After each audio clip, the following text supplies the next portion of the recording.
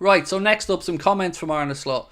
And here's one. He said, I think you underestimate our players. These players are used to being linked with all the top clubs on a daily basis. If you think they're disturbed by these interests, then I don't think you do justice to how strong they are mentally and what they are used to.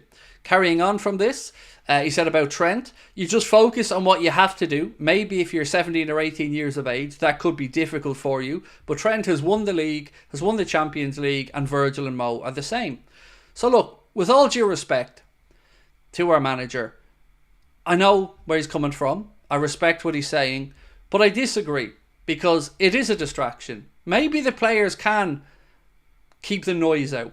But what about the rest of the dressing room? What about the fan base? What about the mood inside the stadium? There are unquantifiable things that these uncertainties around the contract situations have brought to the club. And by any understanding of this situation, allowing it to get to this point has been an embarrassment and an unnecessary distraction that I think will slightly undermine Arne Slot and the lads this season. So I respect the manager greatly.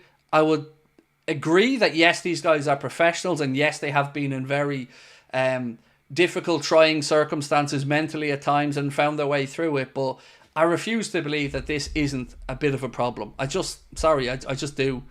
Next up, speaking about whether he's a manager or a head coach, this is what Arne Slot had to say.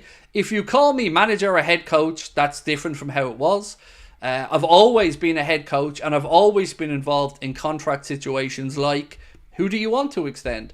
I'm not the one that is sitting in front of the agents talking about money. I don't think Jurgen Klopp did either.